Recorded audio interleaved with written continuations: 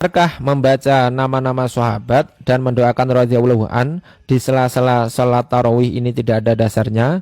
Nah, kita baca dulu penjelasannya. Yang pertama di dalam kitab Bugyatul Mustarsyidin. Bismillahirrahmanirrahim.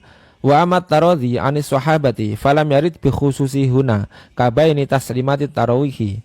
Membaca taradhi ini membaca nama sahabat kemudian mendoakan radhiyallahu an.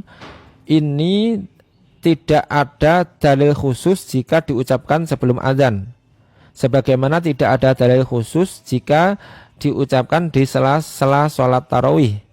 Bal huwa bid'atun in ata bihi biqasdi annahu sunatun fi hadzal mahali bi khususihi.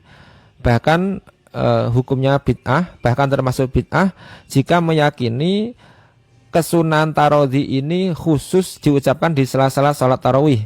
Jika kita meyakini membaca tarawih ini termasuk kesunahan khusus yang dibaca di sela-sela salat tarawih, ini malah menjadi bid'ah.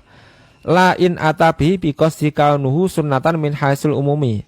Tidak menjadi bid'ah jika membaca tarawih ini meyakini bahwa ini sunnah secara umum, bukan sunnah secara khusus. Li ijma'il muslimina ala sunni tarawih anhum.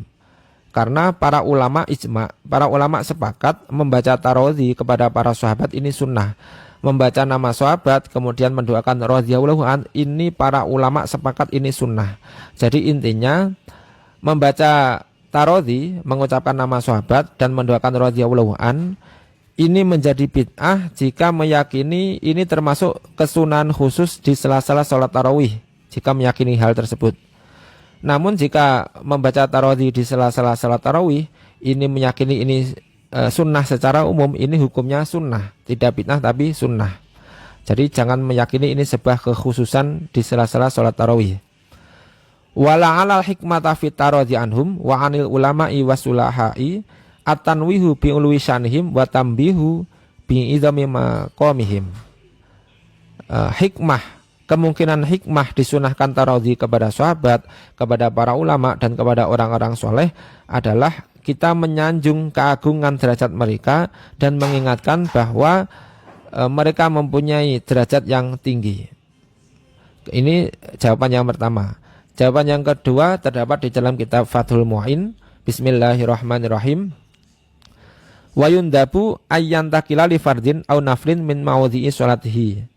Disunnahkan jika seseorang ini sudah selesai sholat untuk berpindah tempat, baik sholat fardu ataupun sholat sunnah.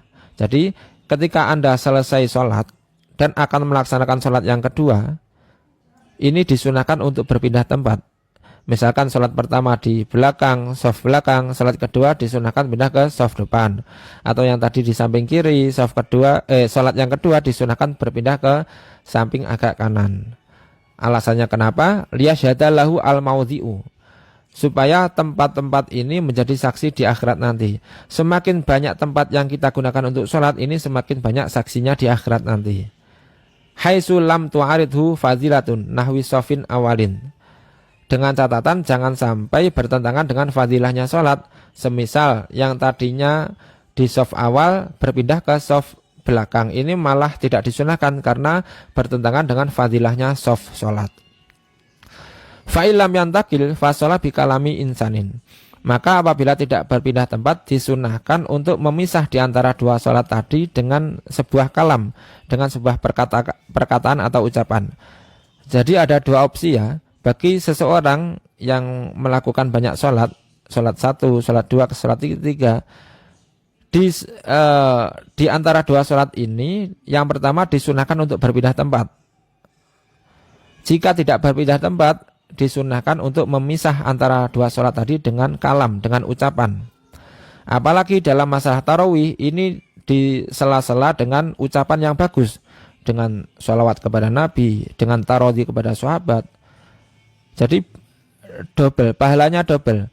Memisah dua sholat dengan ucapan ini saja sudah sunnah, apalagi ucapannya ucapan sunnah seperti membaca sholawat, membaca tarawih juga sunnah. Ini sunnahnya double, pahalanya double. Jadi intinya tadi ya, membaca tarawih atau membaca nama-nama sahabat dan mendoakan radhiyallahu an kepada para sahabat di sela-sela sholat tarawih, ini yang pertama hukumnya bid'ah jika meyakini ini termasuk kesunahan khusus di sela-sela sholat tarawih. Jika Anda yakin ini kesunahan khusus di sela-sela sholat tarawih, ini hukumnya bid'ah. Tapi jika Anda meyakini ini sunnah secara umum. Tarawih ini kan sunnah diucapkan di manapun, sunnah diucapkan di kapanpun. Jika Anda mengucapkan tarawih pada saat di sela-sela tarawih, tapi Anda meyakini ini sunnah secara umum, ini hukumnya sunnah, tidak bid'ah. Bahkan sunnahnya double ya, mendapatkan kesunahan tarawih, kesunahan memisah dua sholat dengan ucapan. Nah, demikianlah penjelasan di dalam kitab Bughyatul Mustarsyidin dan kitab Fathul Mu'in. Jangan lupa untuk di follow Hamim Mustafa ZB.